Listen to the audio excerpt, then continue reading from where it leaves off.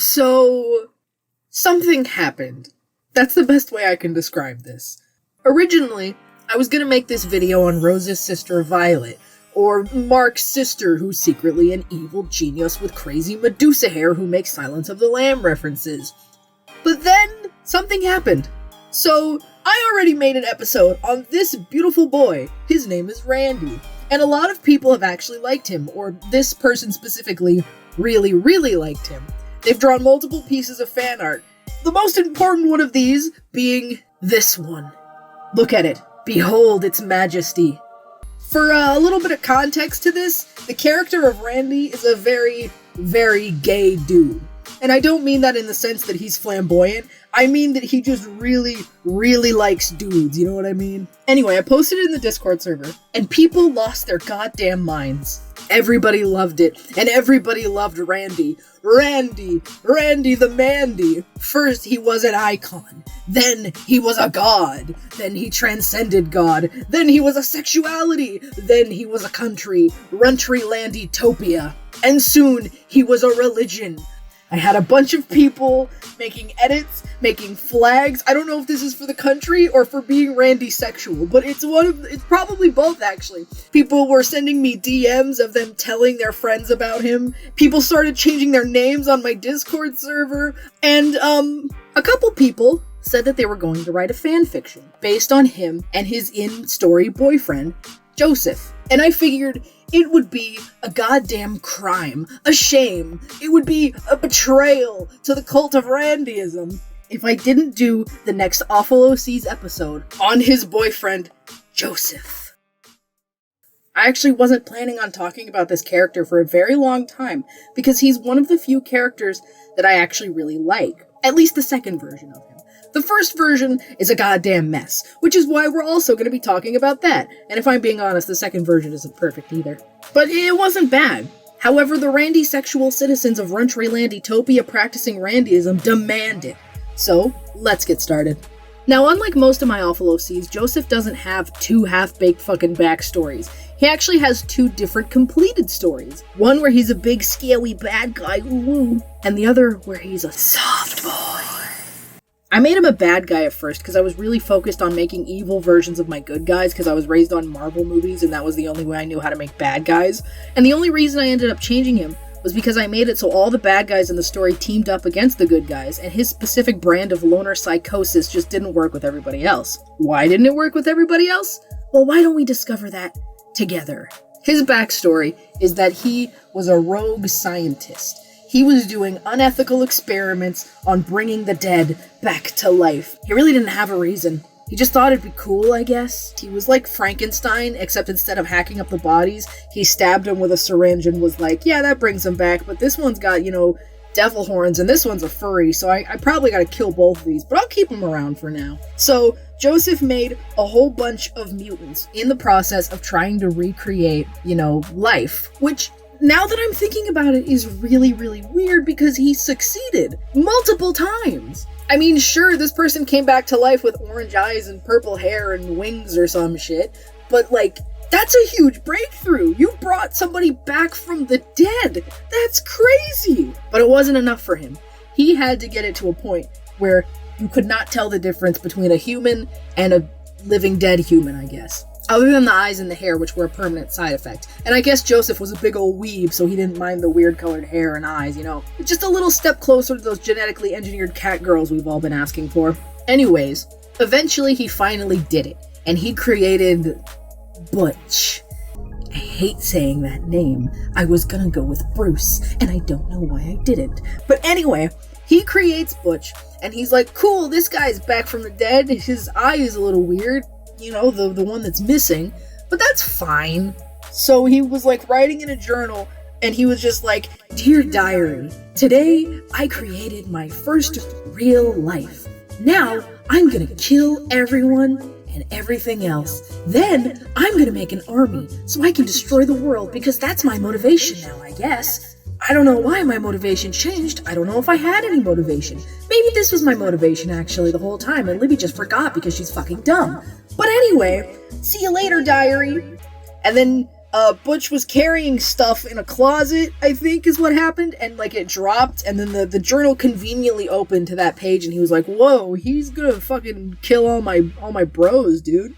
So he ran over, and he was like, hey guys, dude's gonna fucking kill you, we should probably run away. So they did, or at least they tried, most of them got away, but Butch didn't. He didn't get away in time, and he and Joseph had to have a fight to the death, and Butch won. There wasn't really much there. I didn't really plan out the fight scene too good. He basically pushes him off of this, like, indoor railing thing. I don't know what those are called. Like, balconies, but inside. You know what I'm talking about. But he pushes him off, and he falls eyeballs first into electricity machines. I don't know what they were for. I just know that they had sparks, and he landed eyes first, and he died due to severe eyeball damage. I actually don't know how he died. I mean, well, duh, he probably got electrocuted, but like, why?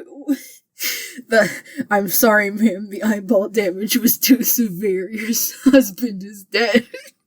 Not the eyeball damage. Okay, I'm gonna stop now. This bit is really stupid. But he died of severe eyeball damage, right?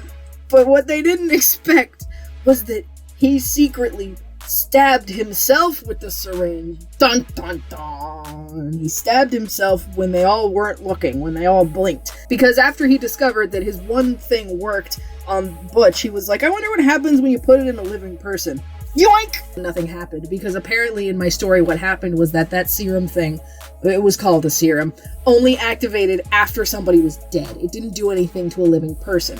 And now that I'm thinking about it, Joseph could have just stabbed the child that he had. Oh yeah, I forgot to mention, he had a child, because the child was such a fucking inconsequential part of this entire thing. He had a kid. I don't know how he got it. I never came up with that. He just had one. I don't know if he kidnapped it. I don't know if it was dead and he brought it back to life. I don't even remember what the kid's name was. Let me find it, actually. Yeah, his name was Will. Okay. So Will was his child that wasn't really his child. He was his child that was his bodyguard. Joseph had this bodyguard kid that would stab people, and I really wish I had more pictures because it was the most awkward looking fucking thing I've ever seen. I'm pretty sure I created Will after I watched The Matrix, and he was supposed to be like Neo because he had weird sunglasses and a big jacket. He could have just stabbed Will with the thing to test it, but I guess he never did. Or maybe he did, and I didn't get to that super cool twist in the story yet.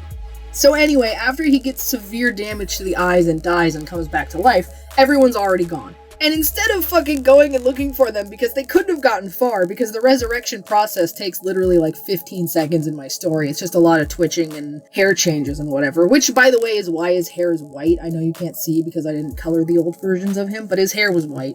Also, his eyes didn't get fixed, which I guess is supposed to be a nod to the fact that Butch's fucked up eye didn't get fixed, but I never explained why the eyes didn't get fixed. They just didn't.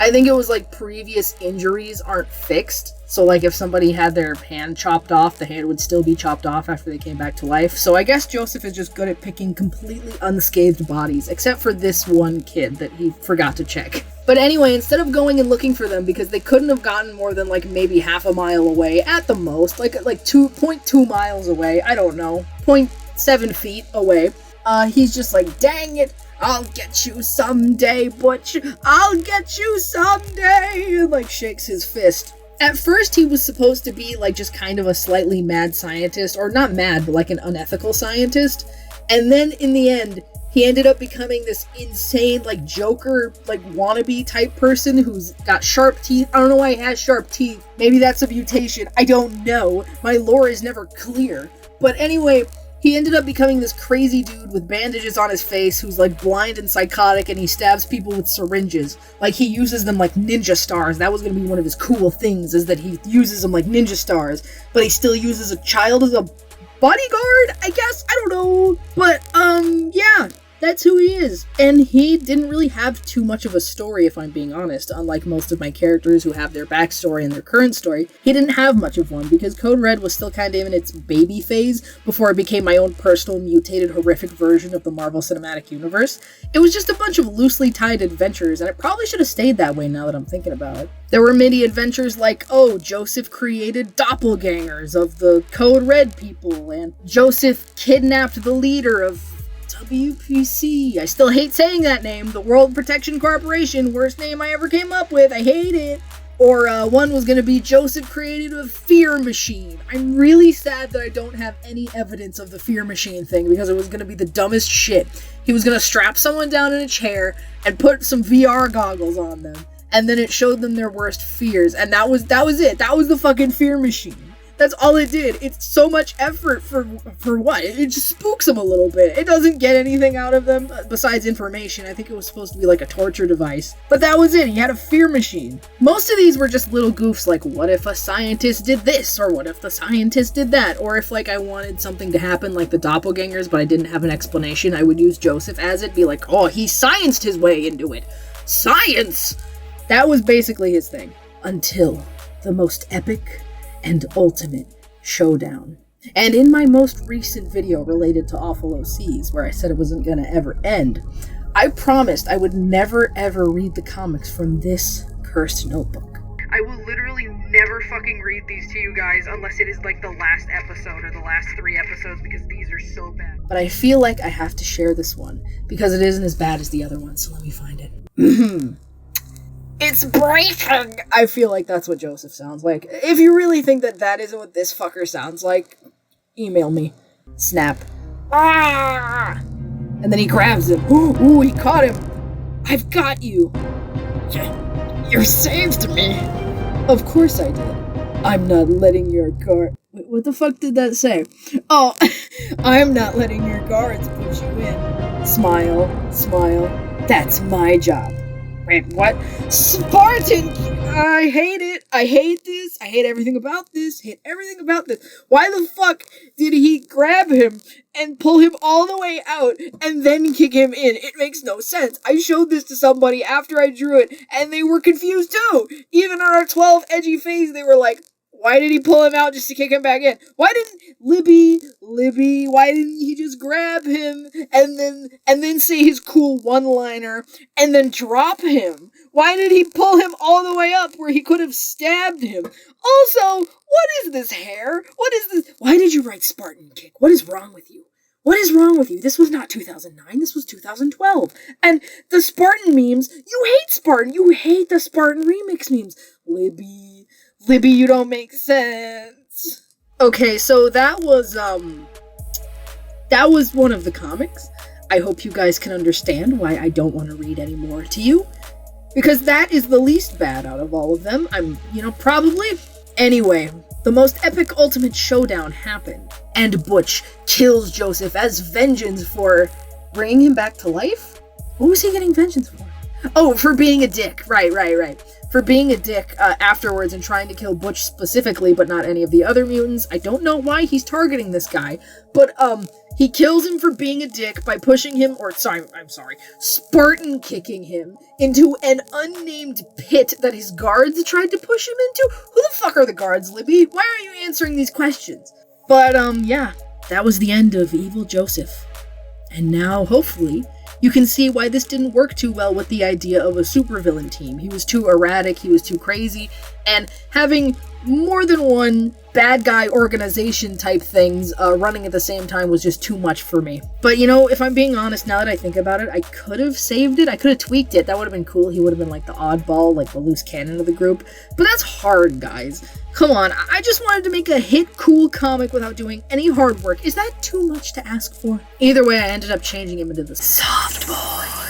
But you guys are gonna have to wait until next time if you want to see that, because it turns out this video and this guy's story is so goddamn long, I have to split it up into 2 parts, which is weird, because that's exactly what happened with the other character in his story, Butch. And every time I think a character doesn't have enough for me to work with and I don't want to do an episode on them, they end up having a 2-part episode because there's so much to talk about. But don't worry, it'll come out next week. So this Saturday, you guys are gonna see the part 2 of Joseph, where he's the soft boy. And to hold you guys over until then, I decided to redraw the soft boy version of Joseph that we're gonna be talking about next week. Usually for this series, I redesign the character and then show you guys at the end. But like I said, this is a 2-part episode, and I don't want to have to make you guys wait 2 weeks just to see a finished speed paint, you know what I'm saying? His new design is finished though. If you guys want to see it, go to my Discord. It's on the link in the description. You guys are also going to be able to see a whole bunch of previews for next week's video before anybody else gets to, so, you know, hop on that. And if you like the picture I'm drawing, go to the other link in the description.